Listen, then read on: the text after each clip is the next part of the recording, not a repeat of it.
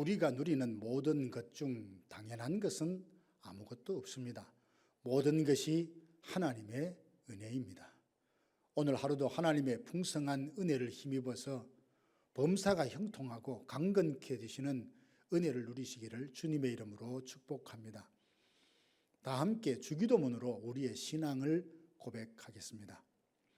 하늘에 계신 우리 아버지, 아버지의 이름을 거룩하게 하시며 아버지의 나라가 오게 하시며 아버지의 뜻이 하늘에서와 같이 땅에서도 이루어지게 하소서. 오늘 우리에게 일용할 양식을 주시고 우리가 우리에게 잘못한 사람을 용서하여 준 것 같이 우리 죄를 용서하여 주시고 우리를 시험에 빠지지 않게 하시고 악에서 구하소서. 나라와 권능과 영광이 영원히 아버지의 것입니다. 아멘. 하나님의 말씀은 신명기 23장 1절에서 8절 말씀입니다. 고환이 상한 자나 음경이 잘린 자는 여호와의 총회에 들어오지 못하리라. 사생자는 여호와의 총회에 들어오지 못하리니 10대에 이르기까지도 여호와의 총회에 들어오지 못하리라. 암몬 사람과 모압 사람은 여호와의 총회에 들어오지 못하리니 그들에게 속한 자는 10대뿐 아니라 영원히 여호와의 총회에 들어오지 못하리라. 그들은 너희가 애굽에서 나올 때에 떡과 물로 너희를 길에서 영접하지 아니하고 메소포다미아의 부돌 사람 부올의 아들 발람에게 뇌물을 주어 너희를 저주하게 하려 하였으나 내 하나님 여호와께서 너를 사랑하심으로 내 하나님 여호와께서 발람의 말을 듣지 아니하시고 내 하나님 여호와께서 그 저주를 변하여 복이 되게 하셨나니 내 평생에 그들의 평안함과 형통함을 영원히 구하지 말지니라. 너는 에돔 사람을 미워하지 말라. 그는 내 형제임이니라. 애굽 사람을 미워하지 말라. 내가 그의 땅에서 객이 되었음이니라. 그들의 3대 후 자손은 여호와의 총회에 들어올 수 있느니라. 아멘. 사람의 몸에는 230개 정도의 관절이 있다고 합니다. 호흡을 할 때는 갈비뼈와 척추의 뼈 중 84개의 관절이 움직인다고 하죠. 만약 여러 관절 중에 하나가 부러지거나 문제가 생기면 온몸이 심한 통증을 겪으며 일상생활조차 하기 힘듭니다. 관절 하나에 문제가 생겨도 온몸이 통증을 느끼며 정상생활이 어렵듯이 나 하나쯤이야 어떻게 해도 상관없다며 함부로 말하고 행동한다면 그 한 사람으로 인해서 온 공동체가 고통을 겪을 수 있습니다.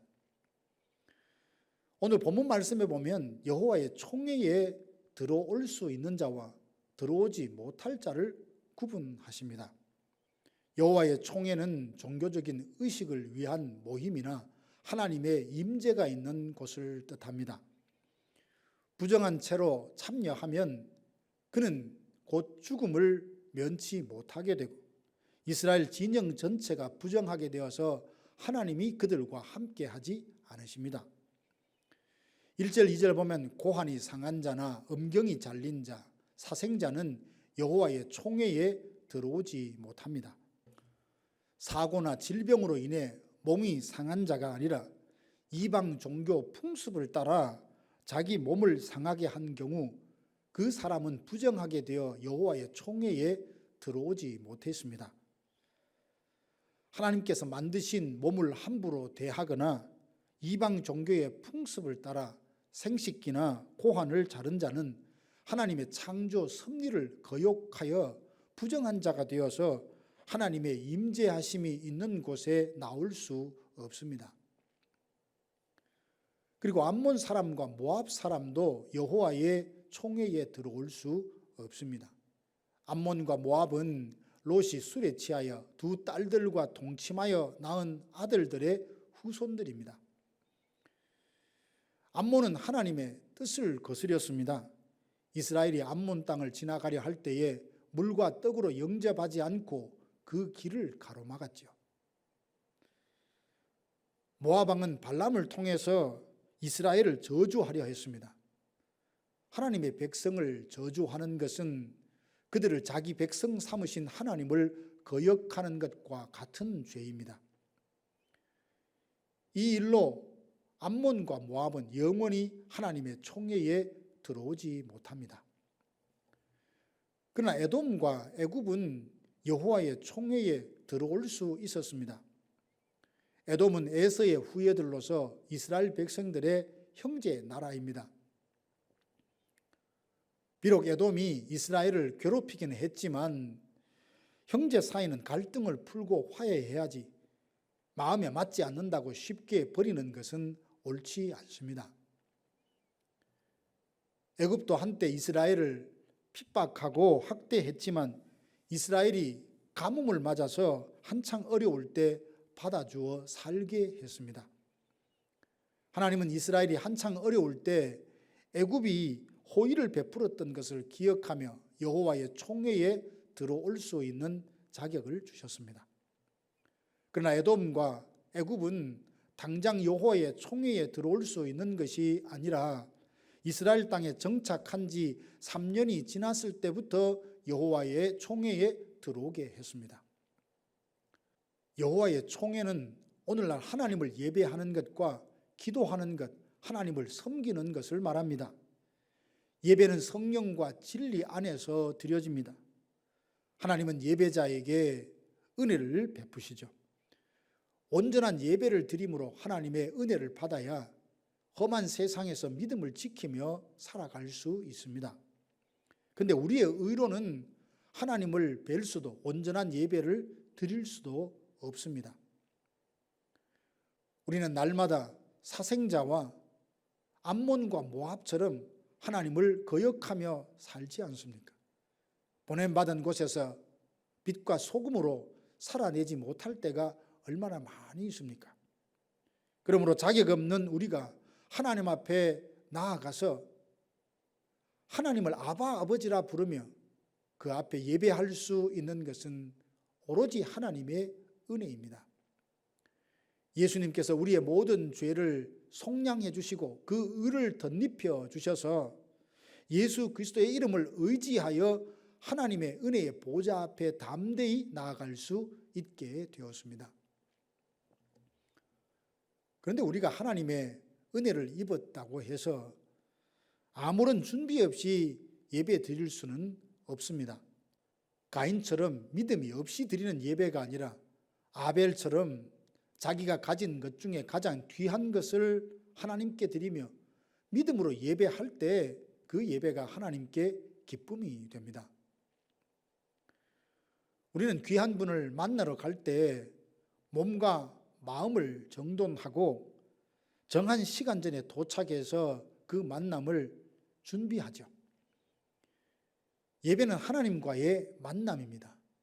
가장 존귀하고 영광스러운 하나님을 뵈러 오면서 기대감도 없고 사모함도 없고 시간도 지키지 않는다면 그 예배가 하나님께 기쁨이 될 수 있겠습니까? 하나님은 성령과 진리 안에서 마음과 뜻과 힘과 정성을 모아 예배하는 자를 찾으십니다.